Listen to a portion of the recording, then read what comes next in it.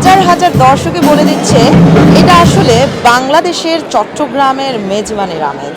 আপনারা সবাই জানেন যে বাংলাদেশের চট্টগ্রামের ঐতিহ্যবাহী মেজবানি সেটা এখন লন্ডনে অনুষ্ঠিত হচ্ছে, আর এর ধারাবাহিকতা চলবে সব সময়, এমনটাই কামনা করছেন দর্শকরা।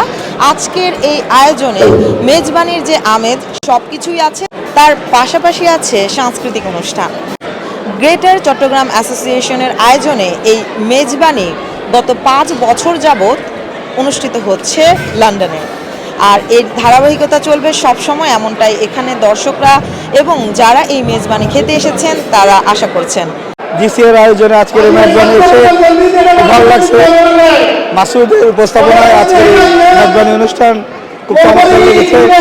তারপরে আমি ধন্যবাদ জানাবো জিসিএর প্রেসিডেন্ট আক্তার লালন ভাই, সেক্রেটারি উসমান ভাই এবং জিসিএর ট্রেজারার মাসুদ, সাথে সাথে জিসিএর ট্রাস্টি বোর্ডের সবাইকে অনেক অনেক ধন্যবাদ জানাচ্ছি। আমরা সবাই মিলে একসাথে সেলিব্রেট করছি এবং সবাই মিলে জিসিএকে সাপোর্ট করে একসাথে আমরা এই মেজবান উপভোগ করতেছি। এই মেজবান চমৎকার হয়েছে, খাওয়া চমৎকার হয়েছে। ভালো লাগছে। আজকে চট্টগ্রামের ঐতিহ্যবাহী মেজবান 2013 সাল থেকে আমরা শুরু করেছিলাম। আজকে প্রায় এই পর্যায়ে এসেও আমরা বিশাল আয়োজন করতে পেরে সত্যি আমরা গর্ববোধ করছি। আজকে আমরা 3000 মানুষের আয়োজন করেছি। ব্রিটেন, ইউরোপ এবং বিভিন্ন প্রান্ত থেকে আমাদের এই মেজবানে অংশগ্রহণ করছেন।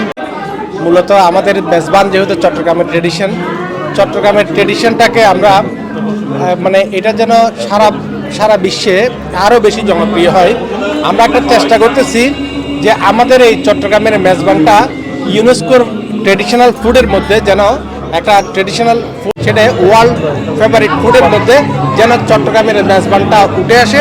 সে কারণে আমরা C+TV নানাভাবে কাজ করে যাচ্ছি। গ্রেটার চট্টগ্রাম অ্যাসোসিয়েশন ইউকের আজকের আমাদের এই মিলন মেলা, এটা আমাদের একটা চট্টগ্রামের উৎসব।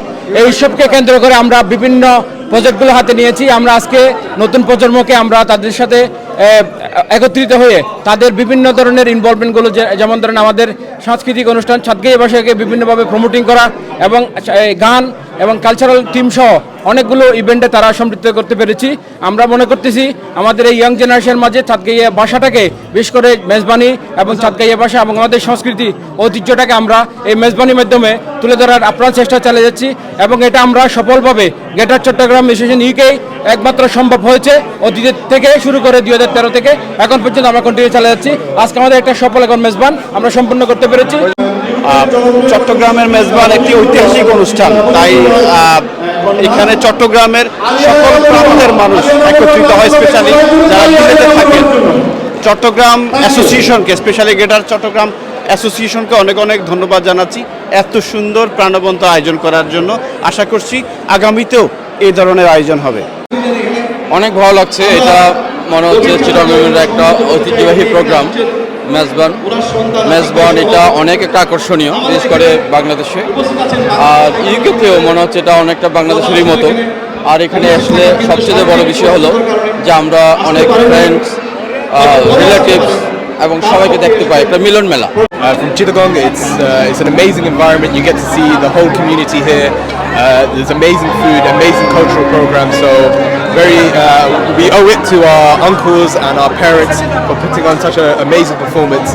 And I look forward to many mezbans in the future and seeing everyone here come and join us next year if you haven't been able to come here this year, and enjoy the amazing food, inshallah. আমাদের আজকের উৎসবে সারা UK থেকে আসছে এবং Europe থেকে আসছে, America থেকে, বাংলাদেশ থেকে, বিভিন্ন দুবাই থেকে অনেক মেহমানরা আসছে।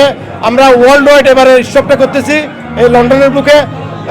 কর্ণফুলীর হাওয়া চলতেছে, টেমস নদীর তীরে, সবাই উৎসব অনেক স্বতঃস্ফূর্তভাবে চলতেছে।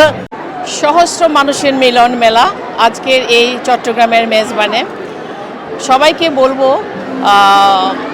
এত বড় আয়োজনে যে আসেনি সেই মনে হয় এখানে অনেক কিছু মিস করবেন। খাওয়া অনেক ভালো শুনেছি, খাইলে তো বুঝবো।